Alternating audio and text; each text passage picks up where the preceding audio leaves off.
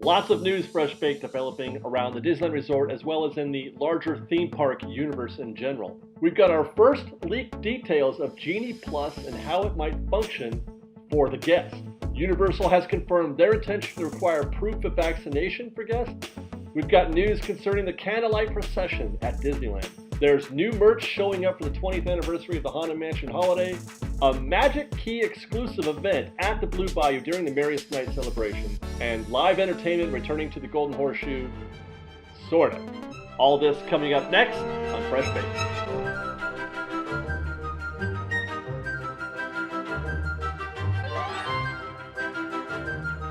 Hello again, everybody, and welcome back to Fresh Baked. We've got news for you, and we're going to start with something that was circulating around social media just last night. When Disney first announced Genie Plus, they alluded to there being two kinds of fast passes, lightning lane passes.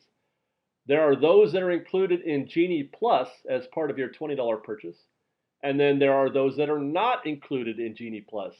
These are attractions you have to pay for separately. Part of that announcement confirmed that Rise of the Resistance and Radiator Springs Racers would be among those extra attractions that you have to pay for. The announcement also mentioned that you could book up to 2 of these extra lightning lane passes. But what about the others? What about the attractions that are included in Genie Plus? The only thing that was mentioned was that you could hold only one of these at a time, but it didn't say how often you could choose a given attraction. According to that video, guests would be limited to just one ride on each, or one fast pass for each attraction. If you love Space Mountain, for example, you could not get multiple fast passes or lightning lane passes through Genie Plus for Space Mountain. If you want to ride Space Mountain more than once, that's standby for you. One time on lightning lane and then it's standby. But I do feel like I almost expected this to happen when the news first broke, a few weeks ago or whatever. I kind of felt like that was going to be the case. I think Knott's Berry Farm is really the only park that has an unlimited front of the line pass. The question that I'm wondering though is how this affects the non-Genie Plus guest. How does this affect standby? No doubt about the fact that any limits at all would definitely lessen the value of Genie Plus. Meanwhile, limits for these separately paid lightning lane passes, your Rise of the Resistance and your Radiator Springs Racers, and who knows which other ones might be coming. Limits for those make sense because those are being paid for separately. But when you're paying one price for all the other attractions, any kind of limit at all on that would make it less valuable. But if this does become a thing, will this have a positive effect on the non-Genie Plus guests, the standby guests? And I have to think so, yes, mostly, because there is a caveat to that. Certainly it's a win for standby guests for the most popular rides. Space Mountain and Indiana Jones come to mind. The rides that everybody is probably trying to get into. Fewer people enjoying that attraction makes it easier for standby guests. True thing. But consider that this is also another apparent move by Disney to try to even out, to spread out the guests' attendance on an attraction level, not just on a at the gate level, but on an attraction level now. In order to get the most out of this $20 investment on this Genie Plus app, it forces the lover of Space Mountain to go on other attractions that he or she may not have wanted to under normal conditions. Maybe they would have chosen to ride Space Mountain 5 times and nothing else. But now they're going to ride Space Mountain 1 time and enjoy Big Thunder and Indiana Jones and Haunted Mansion, or who knows whatever else is on this, the Fast Pass or Lightning Lane system. The point is that now those other attractions are going to see more guests in their queues than they might have otherwise. And having considered all that, this is just a small part of this app, of this process. This is just a small little part of it. Having considered all that, if I was to choose a word to describe this, I would say it is complicated. Confusing might be another word. And I have to say I'm not crazy about it. I'm really not crazy about it. I feel like there are far easier ways to do what it is that they're trying to do. Matter of fact, well, I guess I do know what they're trying to do. In terms of creating revenue where there wasn't any. And also, like I said, spreading guest attendance out amongst the attractions. But it is very complicated, convoluted, and I feel bad. I feel bad for the cast members. They're going to have to try to find an elegant way to explain some of these machinations that Genie Plus is going to put them through. And it's not going to be, there's no graceful way to explain this, I think, in some cases. So it's on this note that I will once again implore everybody, beg everybody, please be kind to to your cast members. They're not. This isn't their creation. They didn't invent this system. They're not doing this to you. They're doing the best they can with the tools that they've been given and the instructions they've been given. So if you have a grievance, if you have a complaint about Genie Plus, I would ask you to please take it to City Hall and file do one of those formal complaint cards or something like that. Reach out to Disney on Twitter, call customer service, but don't take it out on cast members, please. Thank you. They are the best and they're trying their best. And with that, let's move on to our next topic, and that is the fun topic of proof of vaccination at the gate. And yes, Universal Studios is going to be doing just that. A couple weeks ago, there was the news item that we talked about where the LA County was going to start enforcing or requiring proof of vaccination at mega events, aka theme parks, sporting events also, but theme parks is what we're talking about. And the other day, Universal Studios confirmed their compliance with this policy effective October 7th. October 7th, all guests 12 and older will be required to show either proof of vaccination or a negative COVID test within the past 72 hours. Guests 18 and older also had to show photo ID, presumably to prevent people from simply borrowing someone else's vaccination card. And then there's this interesting statement at the end that's included with the announcement, and that was that verification will take place when required based on theme park attendance. Now, what this means, I couldn't say for sure, but it sure sounds like they're saying if it's super slow, you don't have to you have to show proof of vaccination. That's what it sounds like to me. That only when when the crowds reach a certain level are they going to start asking for proof of vaccination. I think that's how it reads to me. Educate me, FreshBaked out there. If I'm reading that incorrectly, let me know. Otherwise, I will remind folks again that this is LA County. This is not the state. This is not Newsom. This is LA County, and it's Universal is complying with LA County's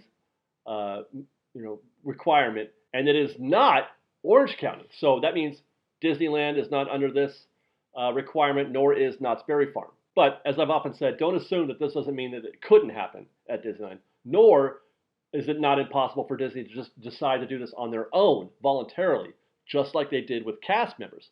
All cast members are required to show proof of vaccination to work at Disneyland, and that is even union cast members as of now.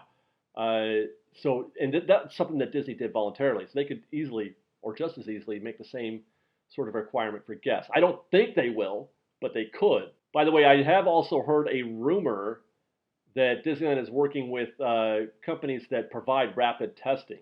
That could be just something that they're doing, just in case Orange County does come up with their own requirement and Disney wants to be ready for that. They want to have that contingency plan in effect.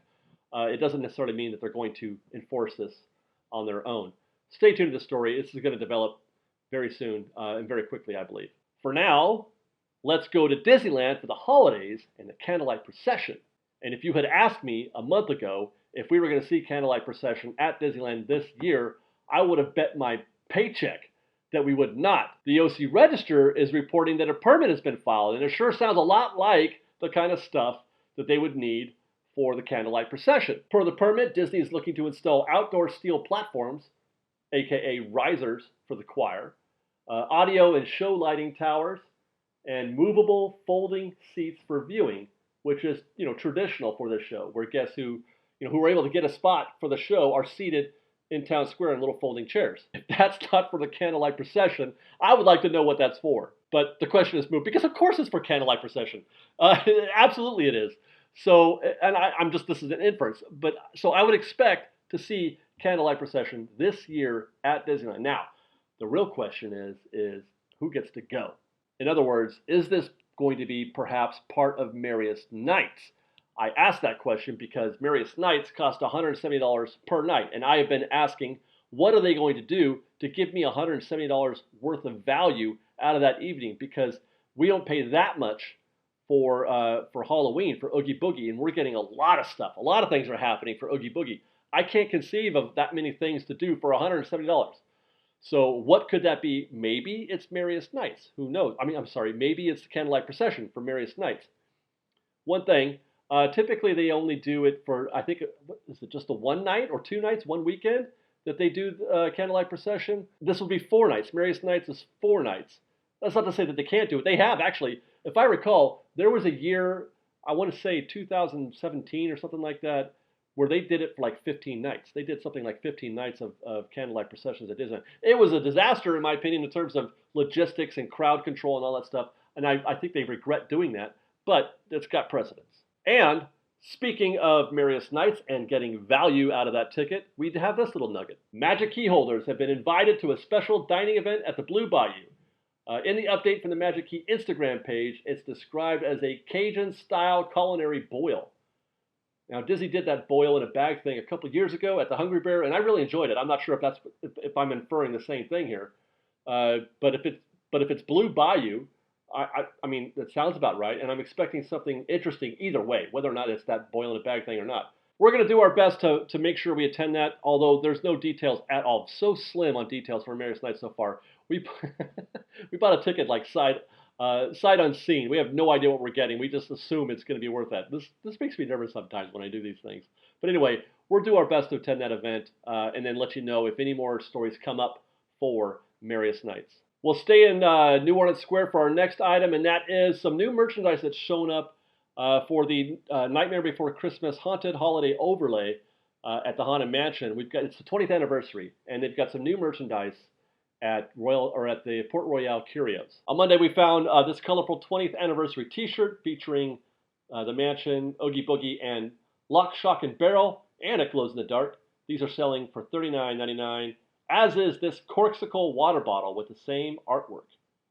It is my understanding that there is also a pin, maybe 2 pins, but these have not yet arrived in stores, likely due to the same supply chain issues that have been just causing all kinds of problems at the parks and across the nation for that matter, not just a Disneyland thing.